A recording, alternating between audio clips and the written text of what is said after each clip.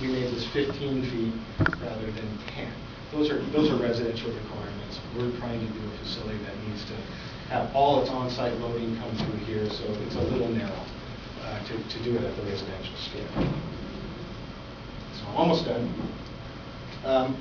This is in your packet for the board. We just took some local examples and abstracted their elevations into some design diagrams and found what we felt was the most relative elements to our project, and we loved your input and public's input on if these ones that are highlighted are the most appropriate to include.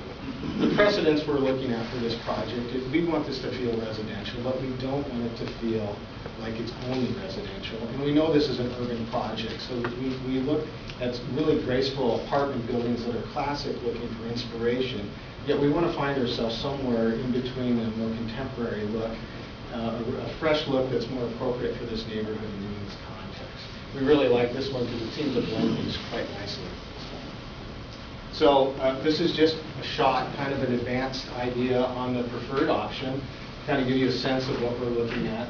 We had a really nice discussion in our office today in-house with our whole team, and we got a lot of great input.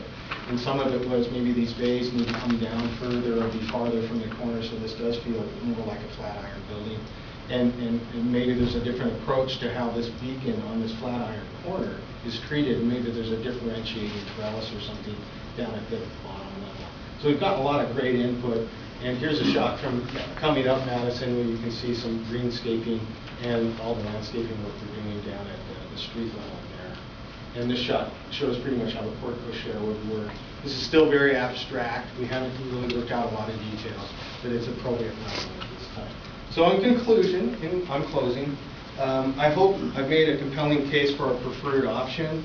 The site has not been purchased by our client yet. It's essential for them in their due diligence to know if the tree issue is going to stop this project from moving forward. It's a go or no-go decision for them. And the tree issue's been put in your hands as the board for your recommendation. Then I think Diane Sugamore has to make the final call on that particular issue.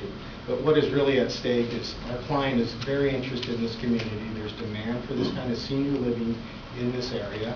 There's not a lot of that kind of housing choice. And they're ready to invest turnkey about $30 million in this site and provide 75 jobs, not to mention the tax base and the vitality that the site now is all fenced off and doesn't provide anything for the neighborhood. So I'll just close right here and look forward to your input and any input from the public as well. Thank you. Well, thank you very much. It sounds like you have given us a lot to talk about this evening in terms of balancing program needs versus community needs. So let's get to it, and we start with our two succinct questions. Two succinct questions. All right. I'll be succinct. Okay, so I guess I'll just jump right into the preferred scheme.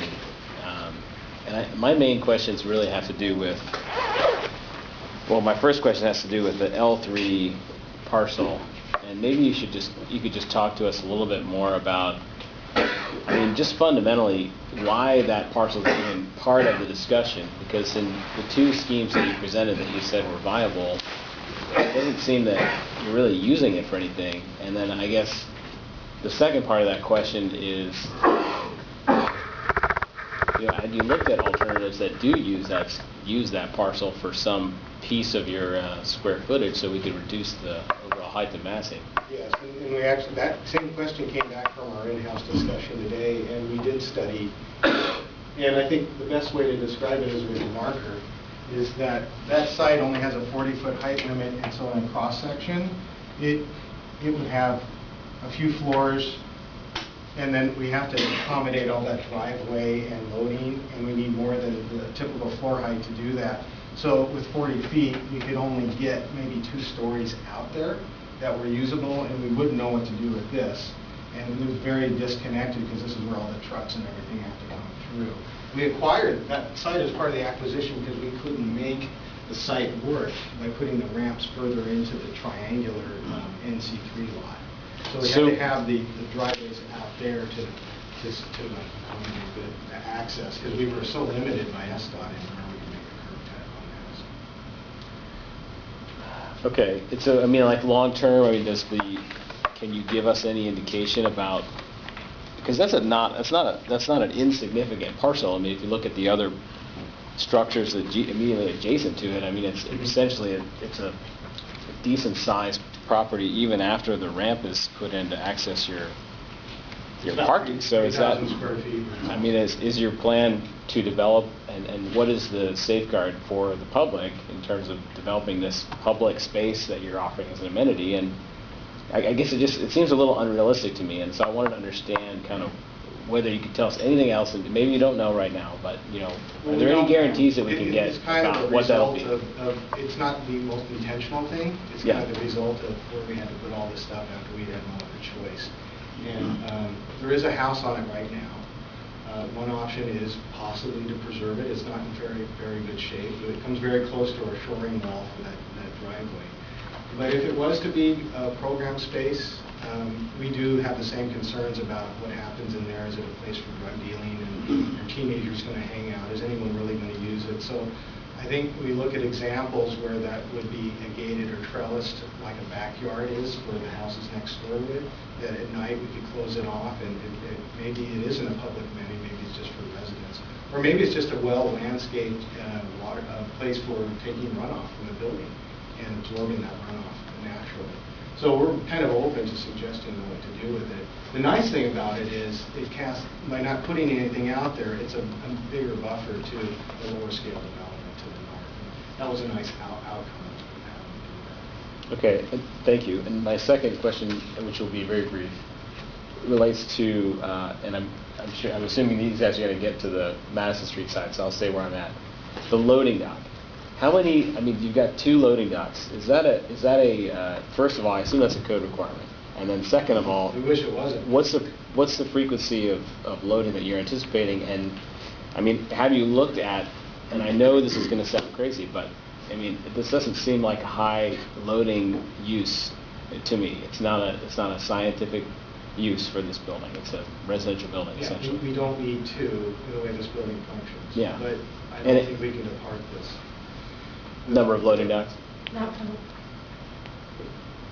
That's all based on consider size and parking use. quantity, and parking quantity is not departable.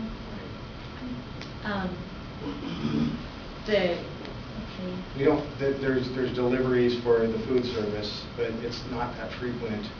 And then there's move in and move out. But the units aren't very big, so they don't need like big semis. These are just 25-foot parking stalls. Relatively small delivery van. Yeah. So Yeah, and then the garbage comes in and out in the recycling. okay. Yeah. Okay. I'd love to be able to take that away if there was some way to do it, and I don't know if we can do that unless, I think we've looked at that we can talk about it offline. So, go ahead. maybe the notes could reflect that if the board all agrees that if we could reduce it to 1 million. Thanks.